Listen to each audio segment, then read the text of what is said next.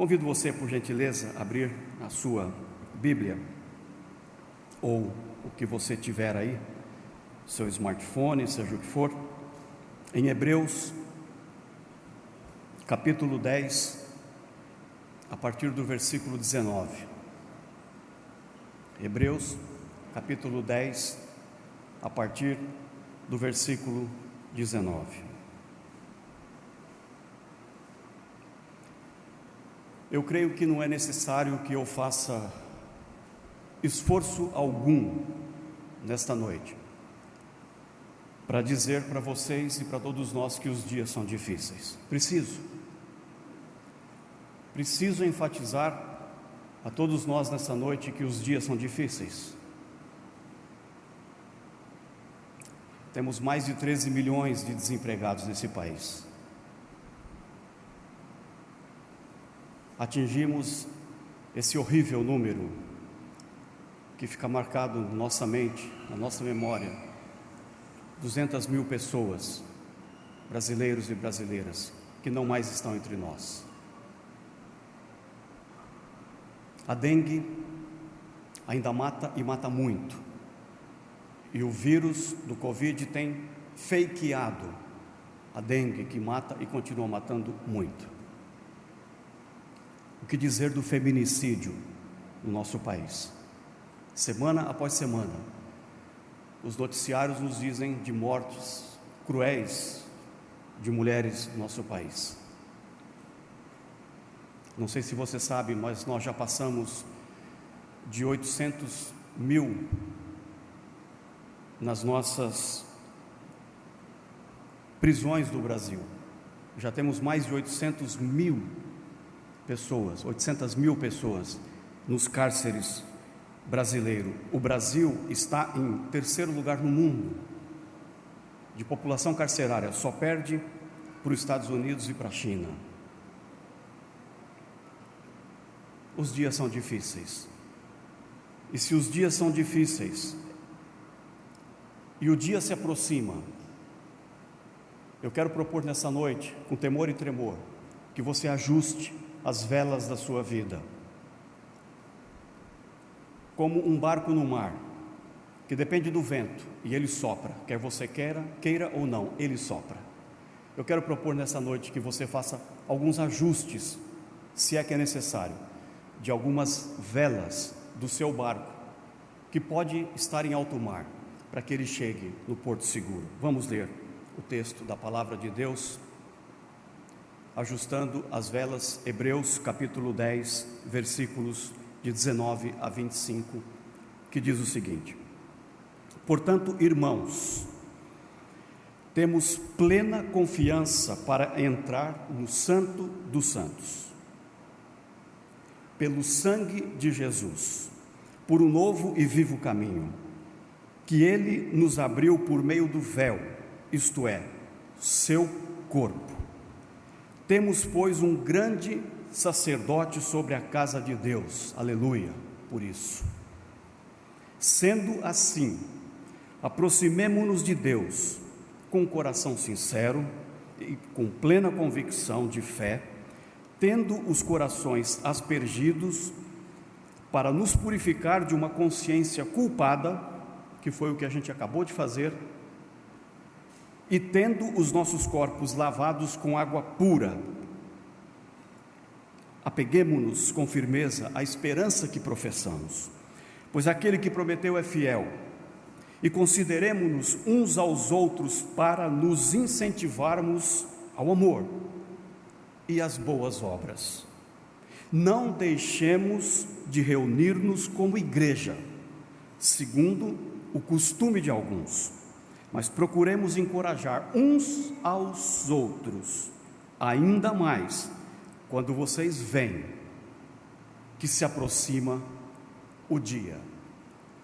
E também esse texto de Romanos 13, 12, só essa pequena frase afirmativa do apóstolo Paulo, que diz: a noite está acabando, o dia logo vem. Nosso querido Deus e bondoso Pai, esse é o tempo que o Senhor preparou para que estivéssemos juntos onde estamos aqui e agora. um tempo designado pelo Senhor para que nós nos encontrássemos uns com os outros que aqui estão, mas também para que nós nos encontrássemos com a Tua Palavra, que é viva e eficaz, que traz direcionamento, que traz posicionamento e que nos indica o que devemos fazer, o que não devemos fazer. Assim, ó Deus, quanto o dia se aproxima e aguardamos este dia, ajuda-nos a não sermos passivos, mas cultivar em nós a esperança que temos por Cristo Jesus, e que a Tua Palavra direcione o nosso andar, enquanto esse dia não se aproxima, diante dos dias maus, para que possamos glorificar o Teu nome e viver com o Senhor. Assim oramos, em nome de Jesus. Amém. Epicuro, um filósofo, disse que os grandes navegadores, eles devem a sua reputação aos temporais e às tempestades. Vocês estão vendo, diz a palavra de Deus, vocês veem que se aproxima o dia. É o alerta do autor aos Hebreus. E Paulo disse: a noite está terminando, a noite está acabando, e o dia logo vem. Esse dia, sem dúvida alguma, é o dia da volta de Jesus Cristo. Ora, se a noite está acabando e o dia logo vem, o que fazemos enquanto esse dia não chega? O que devemos fazer nesse tempo de hoje até esse dia quando ele vier? O que devemos fazer? O que fazemos até a volta de Jesus Cristo? William George Ward, ele tem uma frase que me segue e que me persegue, que eu gostaria que você observasse ela. Ele diz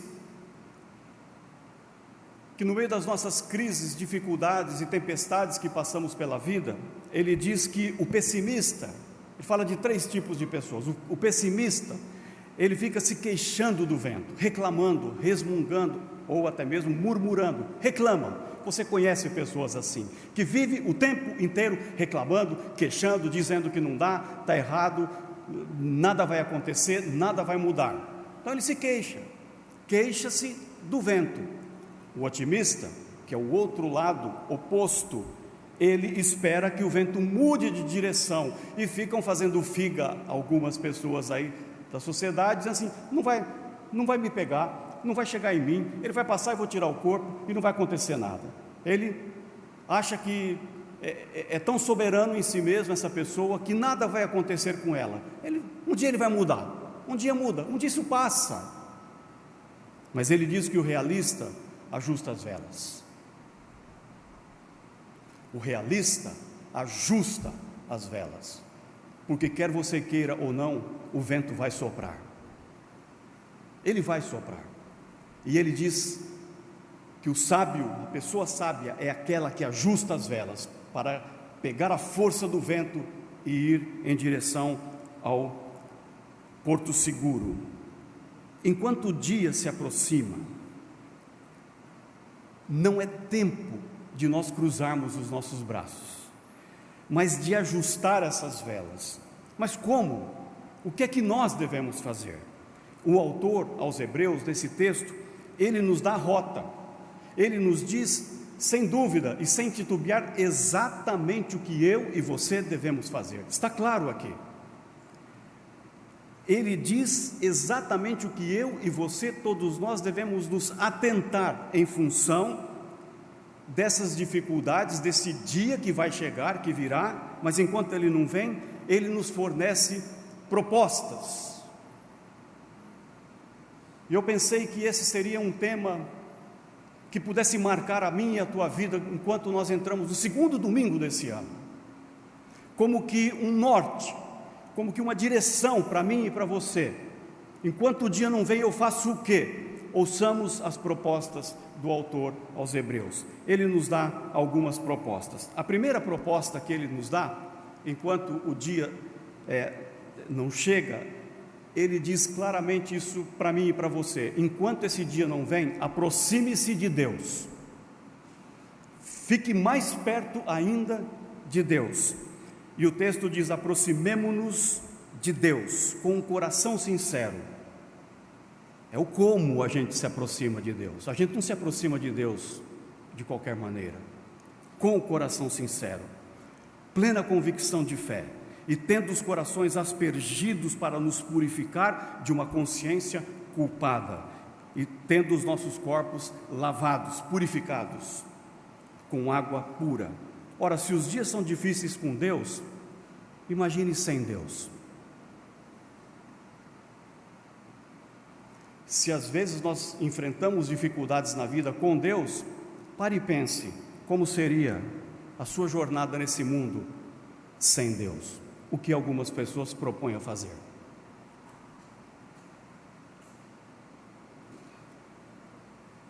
Você e eu já passamos por situações particulares de cada um, difíceis, algumas mais pesadas do que outras, e quando você compara a sua dor e olha para o lado e vê a dor do outro, você fala: meu Deus, o que eu estou passando aqui comparado com o que essa pessoa passa, é quase nada. Mas nós passamos. E é incrível como tem pessoas que, quando a dificuldade chega, ela se afasta de Deus, corre em outra direção, como Jonas fez, correu na direção oposta de Deus. Faz como Caim fez, e o texto tem uma nota fúnebre, diz: e ele se afastou da presença de Deus. É possível, tem pessoas que fazem isso em meio às suas dificuldades. Essa é a síndrome de Adão, e quando Deus pergunta: onde estás? Ele respondeu: ouvi teus passos no jardim, fiquei com medo, e por isso me escondi, por isso eu fugi, como que se fosse possível, eu, você, todos nós aqui, fugirmos da presença do onisciente, onipotente e onipresente, como que se isso fora possível. Essa é a síndrome de Jonas. Dirigiu-se para Tarsis. Jonas foi um pessimista, que se queixou do vento, se queixou até da planta, onde Deus havia colocado ele. Nós não somos assim muitas vezes? Diante de tantos ventos fortes, contrários, aqueles ventos que assoviam forte, não parece que alguns de nós nos esquecemos de Deus, nos esquecemos de lembrar nesses momentos duros do quanto Ele já nos amou? A nossa memória fica curta em situações difíceis na nossa vida. Faltou pouco, muito pouco, disse Asaf, um ministro de louvor, para que também ele tivesse abandonado a Deus em sua vida, quando ele mesmo disse, abre aspas: quanto a mim, porém, quase, por pouco que os meus pés não se desvalaram, que os meus pés não se resvalaram, pouco faltou para que se desviassem os meus passos, disse Asaf. Faltou pouco. É possível muitas vezes que a gente, no meio da situação difícil, a gente se afaste mais de Deus, em vez de se aproximar dEle. Os tempos são difíceis, então, queridos irmãos e irmãs, ouçam a palavra de Deus. É tempo de intimidade com Deus.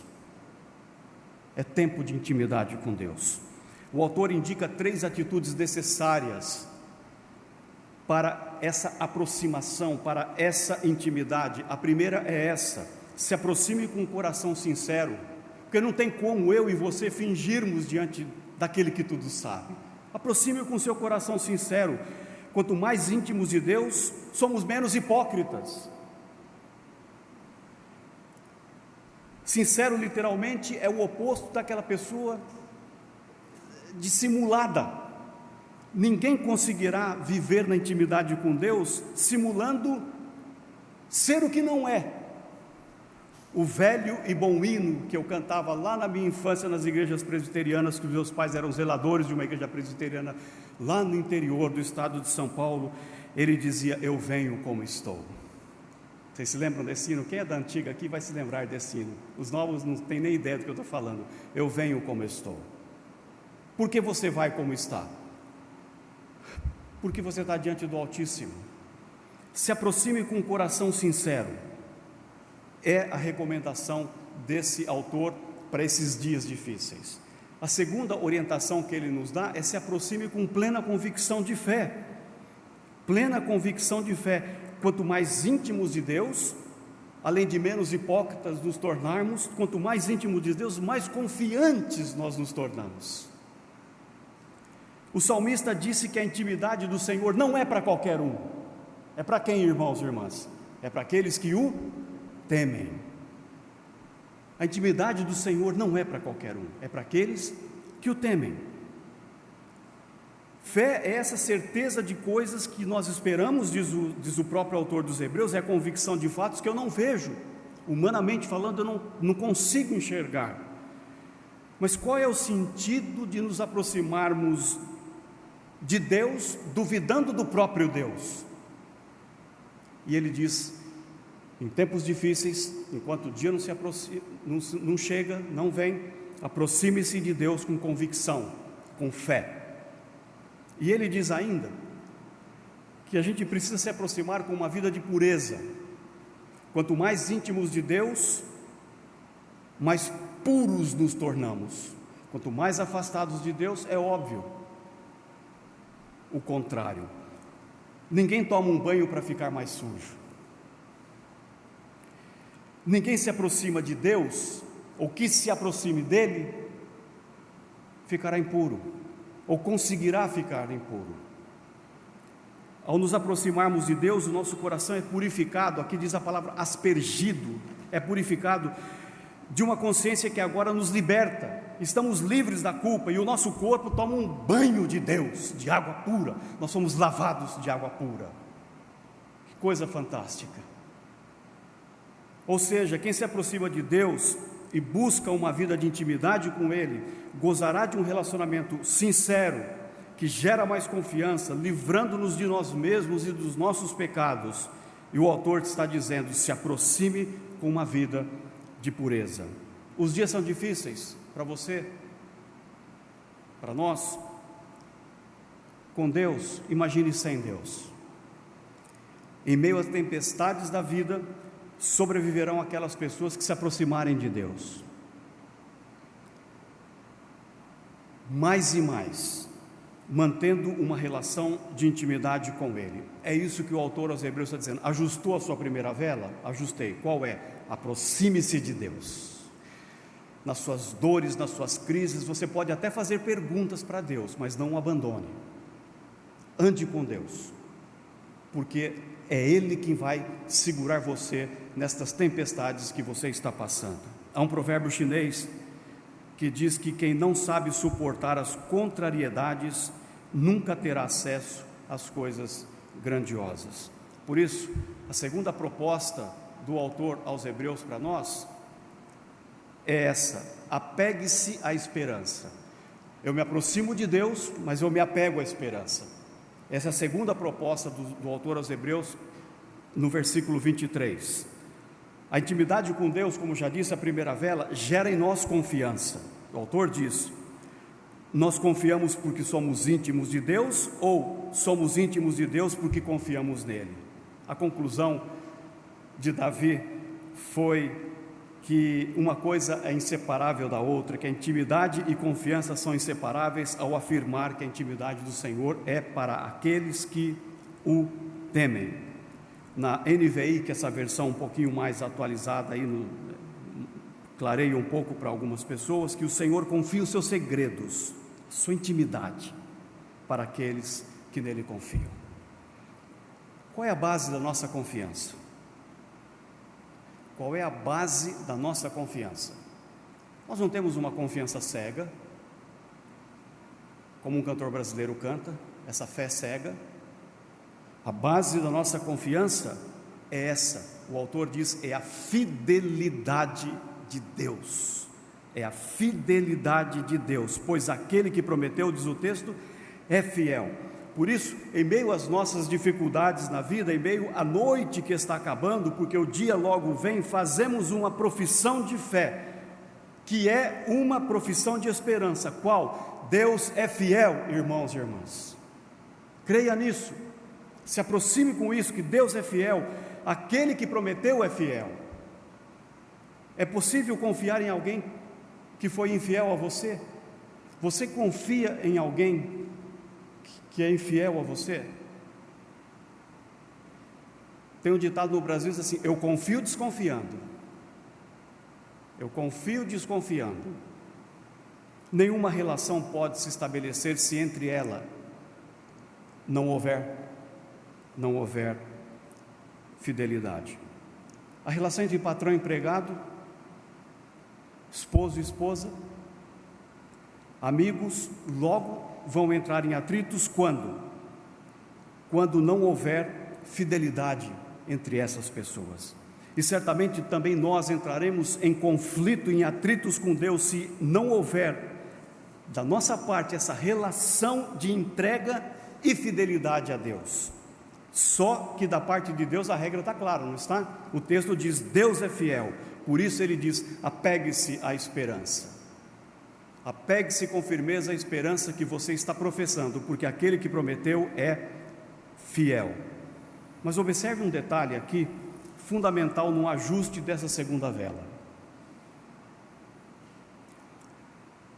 O autor está dizendo: não se apegue a você.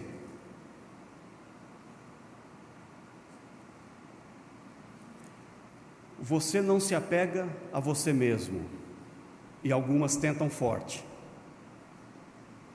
Quem se apega a si mesmo, mais desesperado, mais inseguro ficará, porque chegará à conclusão que é incapaz, impotente de dar conta dos problemas, das situações e da vida no seu entorno. Onde que eu me apego? A proposta do autor é claro: a esperança. Eu me apego à esperança. Apeguemo-nos com firmeza à esperança que professamos. Ora, qual é a esperança que você professa, senão Jesus Cristo de Nazaré? Quem é a nossa esperança? É Jesus, é o nosso Salvador que cantamos agora há pouco. Ele é a minha, a tua esperança, Ele é a esperança da igreja. Então, eu vou me apegar a quem? A essa esperança. Essa esperança não é uma coisa.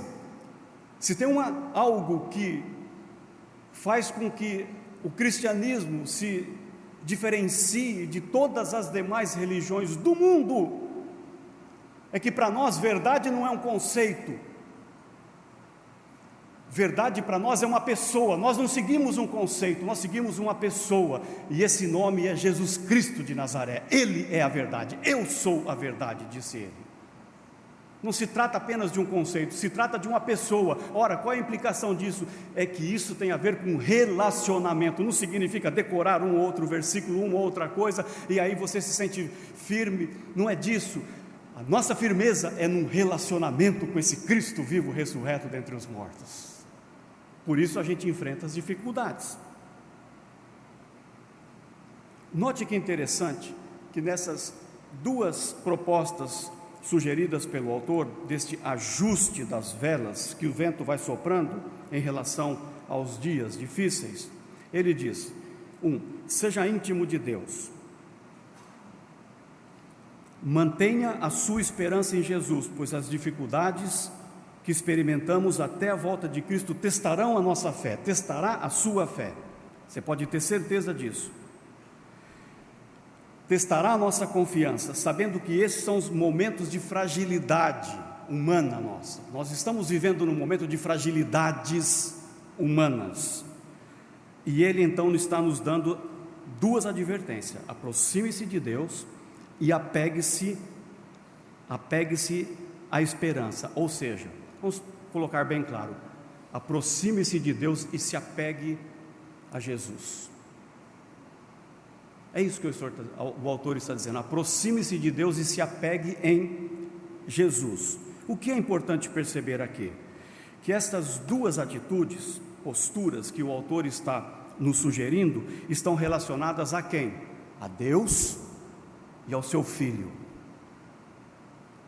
Não pense que você vai vencer as dificuldades na vida por você mesmo, apegando-se em você mesmo. Apegue-se a Deus, aproxime-se de Deus e apegue-se ao seu Filho Jesus. Olha que incrível o que Ele está fazendo conosco. Ou seja, volte-se para Deus, volte-se para Jesus, o seu Filho. De agora em diante, Ele vai nos propor duas outras posturas. Essas duas outras posturas, indicadas pelo autor, elas saem do que eu percebo aqui de um nível pessoal interior. Deus e Jesus em mim. Me aproximo de Deus e me apego a Ele, o seu Filho. Isso tem a ver com o meu relacionamento íntimo, pessoal, com Deus e o seu Filho. Agora o autor vai nos propor duas posturas num nível relacional exterior, para fora. Ele está dizendo o seguinte: não pense que você vai conseguir enfrentar essas dificuldades enquanto o dia se aproxima, sem Deus e sem o Filho dele. Isso tem a ver com você, no seu relacionamento com Deus Pai, e no seu relacionamento com Deus Filho. E a igreja procura ensinar, incentivar você para que você desenvolva esse relacionamento seu pessoal. Eu não posso fazer isso por você. Só você pode fazer isso. E por isso é que nós insistimos em classes bíblicas, escola dominical, pregação, culto, reuniões nos lares, para dizer assim: aproxime-se de Deus e apegue-se ao seu Filho. Você tem que fazer isso. Mas agora o autor está dizendo que para enfrentarmos dias difíceis e ajustarmos as nossas eras, assim, olhe para fora. Olhe para fora. Vejam as duas próximas propostas do autor aos Hebreus. O que ele propõe? Ele diz: ajuste a terceira vela, consideremos-nos uns aos outros. Versículo 24, e ele diz: e consideremos uns aos outros, preste atenção, para nos incentivarmos ao amor, e para nos incentivarmos às boas obras. É com base na intimidade, nessa aproximação de Deus e na firmeza do seu Filho, nessa esperança que nós professamos, que agora nós podemos nos relacionar mutuamente. É com base nesse relacionamento que você tem com Deus e o seu Filho, é que você agora vai passar a se relacionar com as pessoas do seu entorno, na sociedade, no trabalho, na escola, na universidade, seja onde for. Agora você começa a se esparramar, essa intimidade sua com Deus começa a se esparramar às pessoas. E ele diz: considere uns aos outros. Considerar literalmente significa preste atenção nos outros. Tem gente que parece que só presta atenção nela mesma, né?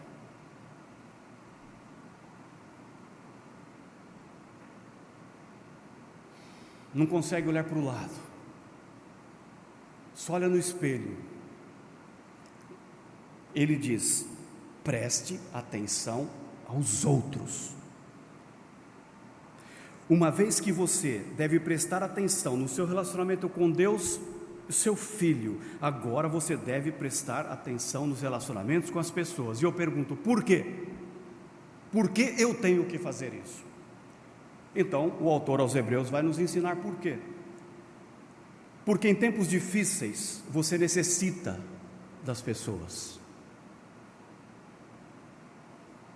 Não só em tempos difíceis, mas especialmente e particularmente em tempos de crise e difíceis, você precisa das outras pessoas. E nós temos escutado histórias lindas, varrendo este país, de ações de pessoas que consideraram outras pessoas, ajudando-as, quem sabe com uma cesta básica, quem sabe com comprar um remédio, de pessoas que ficaram desempregadas. E nessa crise que nós estamos passando, é possível que tenha pessoas que ficaram de janeiro desse ano passado até dezembro, até esse momento, olhando só para si mesma.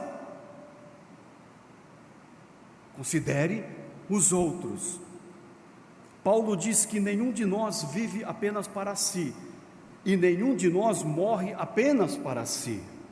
Ou seja, não somos o centro das coisas. Tem alguns que acham que são, não somos, pois a razão de existirmos é Deus e o outro, e não apenas nós mesmos, porque foi nisso que Jesus resumiu os 613 prescrições da lei, quando aquele jovem pergunta para Jesus: resume para mim aí, porque eu não consigo dar conta dessas 613 prescrições, que todo dia eu tenho que observar, eu não aguento mais isso. Dá para o Senhor resumir, deixar assim um pouco mais fácil, mais prático? Dá. Ame a Deus todo coração, alma, força e entendimento, e ao próximo como a ti mesmo. Considere os outros, está no mandamento. E nós vivemos uma época muito complicada, né, irmãos e irmãs, em relação a isso, esse individualismo, esse hedonismo em que nós vivemos, que nos incentiva a fazer com que o eu impere. Esses dias eu estava lendo um livro, e que foi feita uma pesquisa de 1999 até 2016, em relação a quais eram as palavras que mais apareciam nas músicas cantadas no mundo, numa pesquisa no Google. Não estou falando de evangélica, música cristã, música. Qual a palavra que mais aparece? Eu e eu.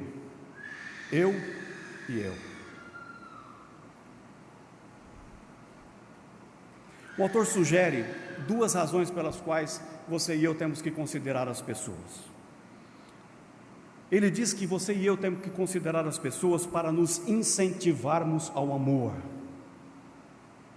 A pessoa autocentrada, que só se ama a si mesmo, que é um pseudo, um falso amor, porque é impossível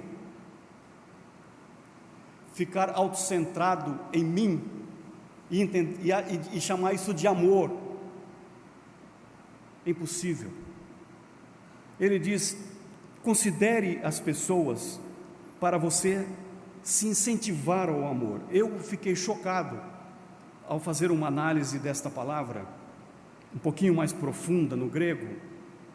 Essa palavra incentivar, ou essa palavra estimular, para nos incentivarmos, para nos estimularmos, a palavra é paroxismos no grego. Eu só estou falando isso para mostrar para vocês a força daquilo que o autor está querendo nos dizer. Ele diz assim, que nós temos que nos provocar. Olha que estranho, que nós precisamos nos provocar o tempo todo. Eu te incito, você me incita. Você me incita, eu incito o outro incita aquele. Nós vamos nos incitando, não para nos degladiarmos, mas para o amor. Que lindo é encontrar uma pessoa que ela incita o outro para amar o outro, e isso vai fazendo com que os seus relacionamentos, o seu network, a sua rede de relacionamentos seja uma rede de incitação para amar.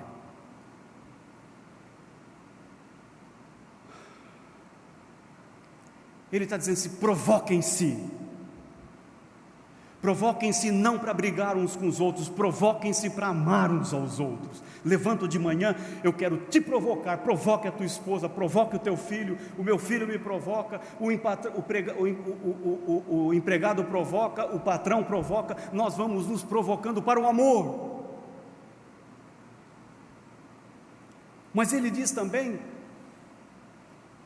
que nós devemos nos considerar uns aos outros, além dessa incitação do amor. Ele diz algo aqui que desmonta um pouco a gente.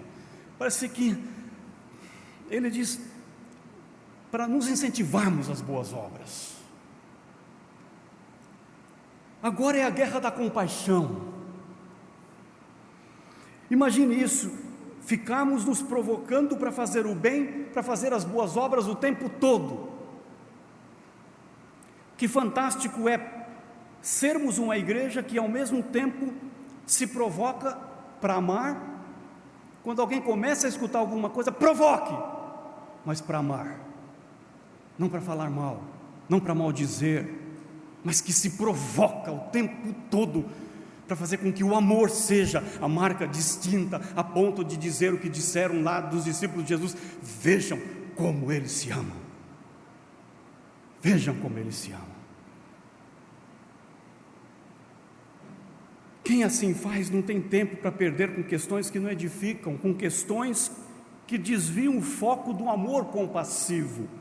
Não entra nas estradas sedutoras e nem nos atalhos da vida, mas se mantém na via principal que o autor está dizendo: se os dias são difíceis, considerem-se uns aos outros, façam boas obras uns aos outros, pratiquem isso o tempo todo. Ou seja, o autor está deixando absolutamente claro que dias difíceis se superam com amor e com compaixão, com boas obras. Sem nos esquecer das duas primeiras propostas, aproximando-nos de Deus, na firmeza do seu Filho Jesus. Agora então, com eles, com essa união, nós então nos amamos e nos provocamos para fazer o bem e produzir boas obras no nosso meio. Um pensamento de Horácio disse o seguinte, abre aspas: a adversidade desperta em nós capacidades que, em circunstâncias favoráveis, calmaria, teriam ficado adormecidas. Arthur Megan disse: as dificuldades não esmagam a pessoa, fazem-na. Bem-aventuradas são as pessoas que estão construindo relacionamentos hoje, e que já estão construindo relacionamentos sólidos, e que em face às dificuldades da vida, podem receber dos seus amigos, irmãos e irmãs, esse amor que vem como fruto do cuidado com o outro.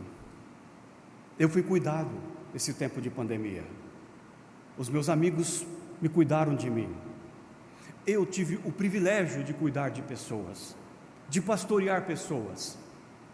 Essa semana eu estou bastante quebrantado, porque eu perdi um amigo pastor querido, foi meu aluno na Faculdade Teológica Sul-Americana, e eu abri o Facebook e vi uma foto linda, porque um homem bonito. Abri, quando eu vi a foto dele, falei assim: puxa, que bacana, acho que ele está fazendo alguma ação ministerial.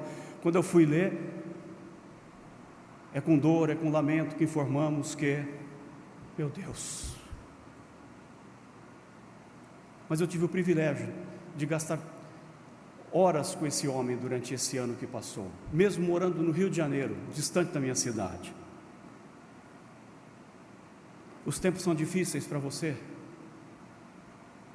então é tempo de você se provocar, se incitar para amar mais um pouco, para pensar naquela pessoa, quem sabe seja passando por uma circunstância que você fala assim: alguém vai ajudar.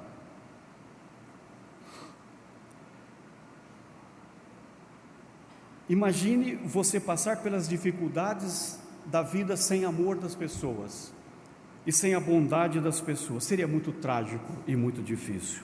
Agora, finalmente, além de nos considerarmos uns aos outros, para nos incitarmos, nos provocarmos ao amor e às boas obras, ele dá a última dica para nós, dessa vela que precisa ser ajustada, nesse aspecto externo, relacional externo. Os dois internos já falamos, Deus e o seu Filho Jesus. Nos aproximamos e nos apegamos à esperança, à firmeza da esperança. O primeiro elemento exterior é: considerem-se uns aos outros para o amor e as boas obras. E agora ele diz a quarta vela, porque o vento está soprando forte, mas você precisa ajustar a quarta vela. Qual seria? E o autor diz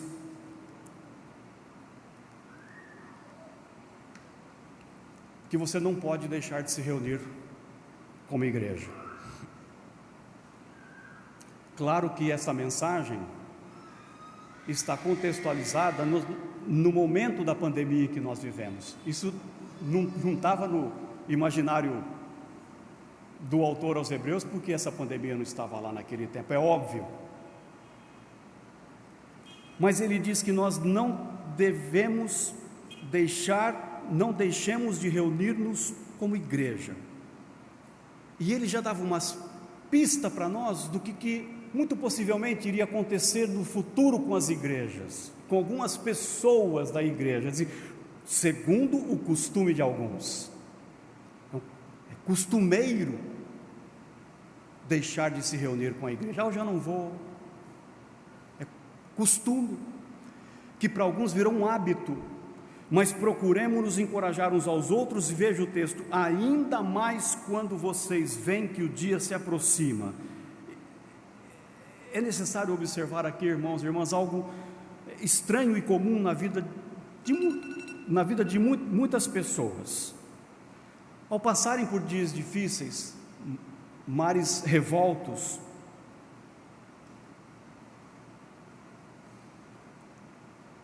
deixa a igreja. Alguns deixam a igreja.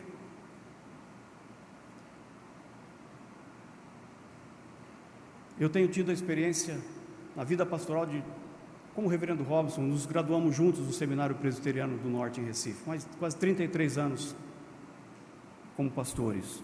As pessoas deixam a igreja. Parece que o autor aos Hebreus já previa essa situação, esse tipo de reação comportamental na vida de muitas destas pessoas, e ele antecipa uma crucial e necessária advertência para todos nós: não deixemos de reunir-nos como igreja, segundo é o costume de alguns. Ora, se o dia se aproxima, as dificuldades estão chegando e se intensificando, se o amor, diz a palavra de Deus, que nos últimos dias se esfriará, então é necessário que a gente se encoraje mutuamente, se proteja mutuamente, se incentive. Aquele salmo que eu citei de Asaf, que ele diz: por pouco que o meu pé não escorregou. E o pé dele começou a se escorregar quando ele deixou de olhar para Deus, ele começou a olhar para os ímpios que prosperavam na sociedade, e ele começou a ficar numa situação de lamúria diante de Deus, e é o seguinte: mas eu sou teu servo, eu sou teu filho, eu sou um ministro do Senhor, esses ímpios que não te temem prosperam o tempo todo, e nós que estamos te servindo ficamos em situações difíceis, como é que é?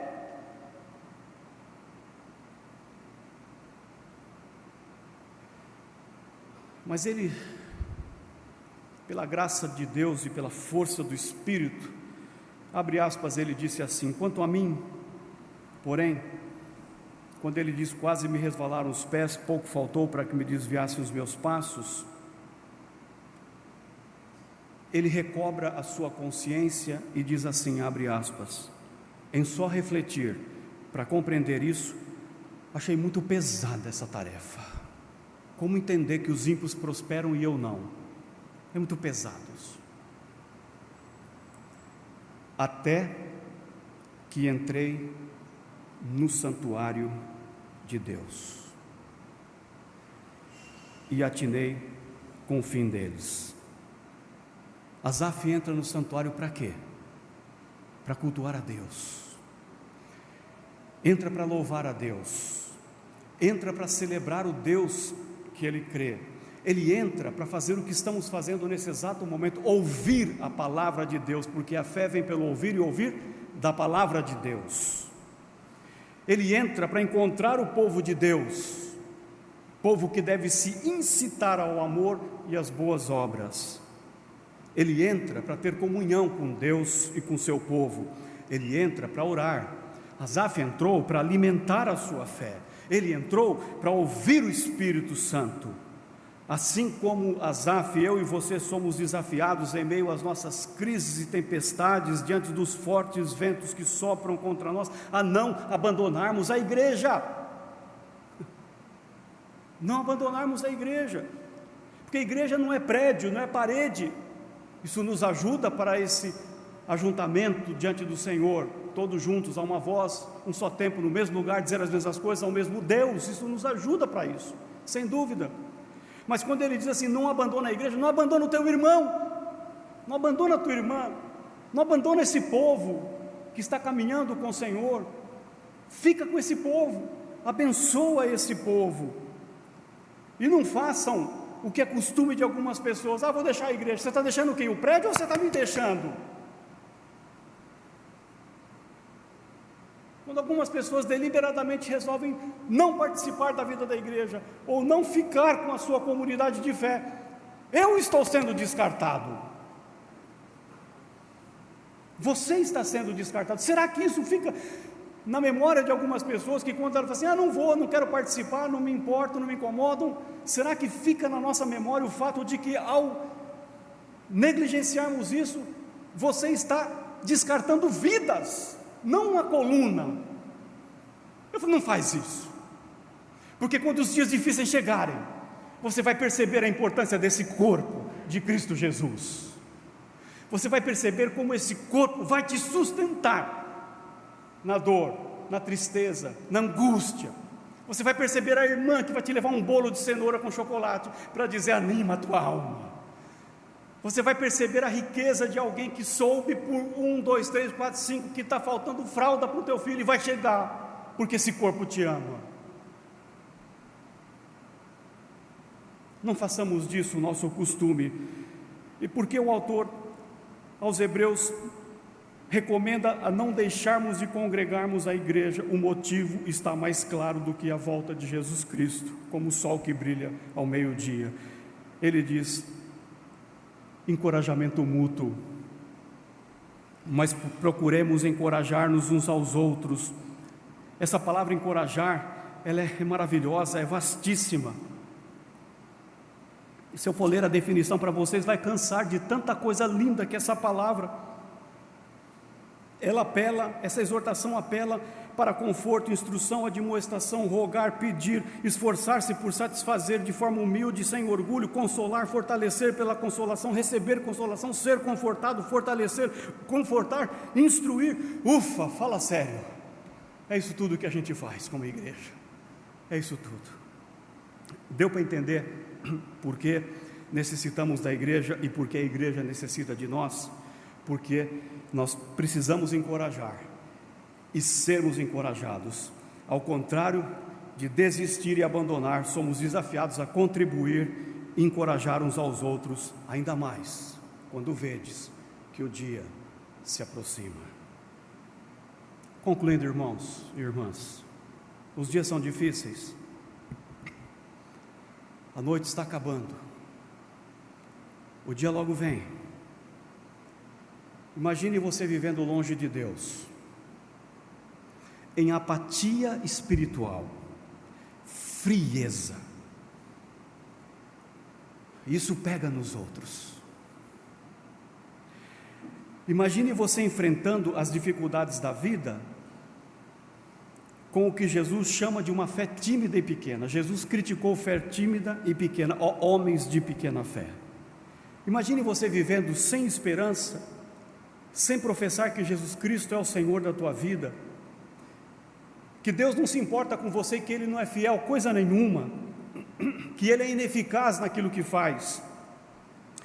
Imagine mais exterior, você vivendo para você mesmo, só cuidando do seu business, do seu arraial, das suas coisas, e consequentemente morrendo para você mesmo, não mais animado em amar as pessoas e fazer o bem a elas, por meio das boas obras. Imagine ainda mais, você vivendo longe da igreja, ou seja, participando aqui e acolá esporadicamente, como que isso fosse um domingo que eu vou para desencargo da minha consciência, ou quem sabe vou lá ver o que está acontecendo, como que se a igreja fosse um apêndice ou um detalhe na minha existência, algo opcional, que eu escolho participar ou que eu não escolho participar.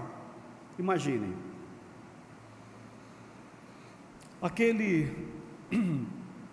aqueles dois timoneiros, e vocês têm um privilégio de ver aqui os barcos o tempo todo passando, a vela, o Sidney Gavinet e Helman Trimmer, que foram timoneiros responsáveis pelo ajuste das velas, do ABN AMRO 1.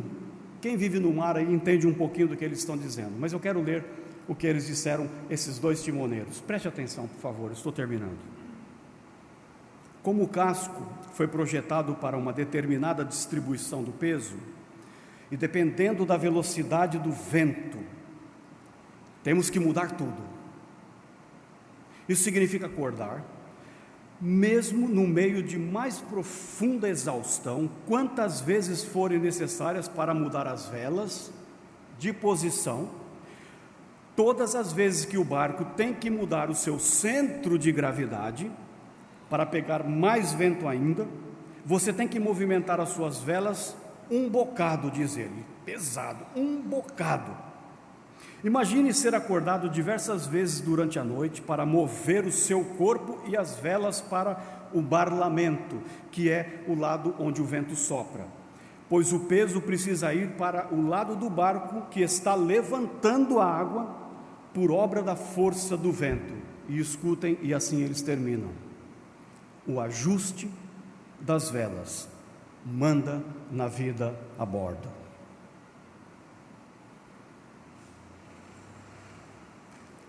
Lembre-se, o pessimista queixa-se do vento, o otimista espera que ele mude de direção, o realista ajusta as velas. Vamos fazer o que? Nos queixar do vento? Ele vai soprar. Esperar que ele mude de direção? Ou vamos ajustar as velas? Aqui, irmãos e irmãs, isso pode ser um norte para nós nesse ano, e que isso direcione e governe a sua vida nesse ano e para todos sempre. Que você se aproxime de Deus, ajuste a sua primeira vela, e venha com o coração sincero, venha com convicção de fé, se aproxime com pureza, nada de disfarce. Eu venho como estou, mas aí eu me apego a Jesus Cristo, porque Ele é a minha esperança. Se Cristo não ressuscitou, é vã a vossa fé. Eu me apego a Jesus Cristo, e isso eu estou com essas velas agora sintonizadas com Deus e o seu Filho, e esse vento que sopra me leva mais para perto de Deus, esse vento que sopra me leva mais para perto dessa esperança que eu professo. E o outro lado das velas que nós vamos ajustando é que eu agora vou me apegando aos outros, eu vou considerando os outros, para que a gente se incite ao amor, se incite à prática da boa obra. Se existe alguma coisa acontecendo na igreja, a gente se incitando: opa, preciso participar daquilo, preciso ligar para aquela pessoa, preciso entrar em contato, eu vou passar no supermercado, já vou aproveitar e vou fazer isso. Deus tem me dado, a minha esposa, nesse início de ano, oportunidades para Ele me incitar ao amor e às boas obras.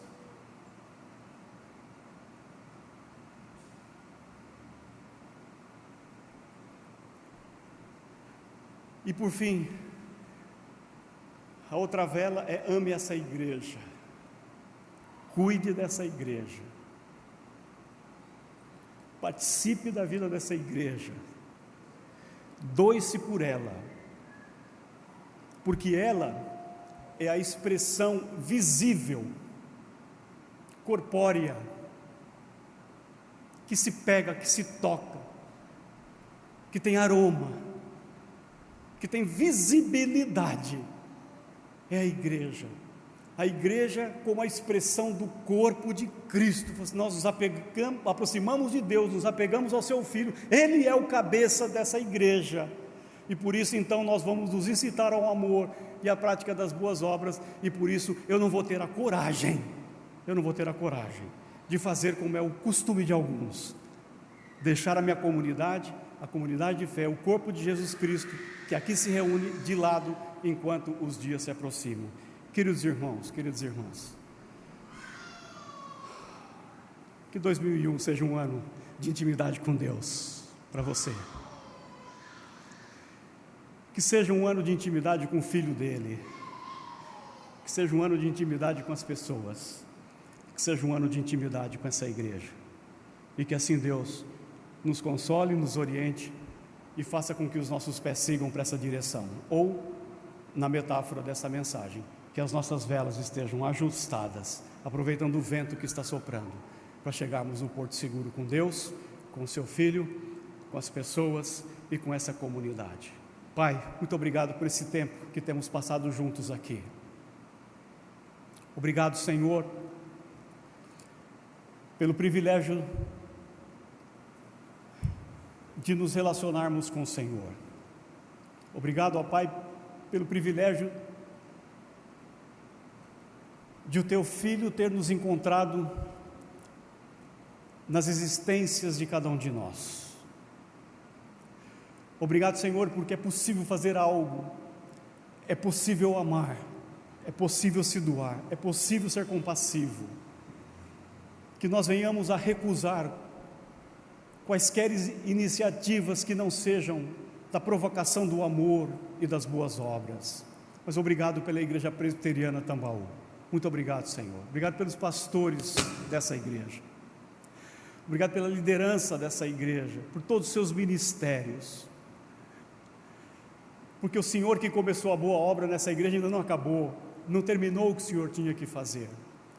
Por isso, ó Senhor, nós te bendizemos por essa igreja neste bairro, nesta cidade, que ela seja assim como o farol está para o mar, que a Igreja Presbiteriana de Tambaú esteja para João Pessoa, que ela seja um farol a brilhar, indicando para as pessoas as direções que elas devem seguir, e que essa igreja continue apontando ao nosso Deus e Pai Todo-Poderoso, ao seu Filho Jesus Cristo, e que nenhum de nós tenha a coragem de nos incitarmos para as outras coisas que não sejam o amor e as boas obras, mas juntos vivemos este corpo, ainda que imperfeito, mas purificado e lavado pelo sangue de Jesus. Nós te damos graça, Senhor, hoje e para todos sempre, em nome de Jesus. Amém.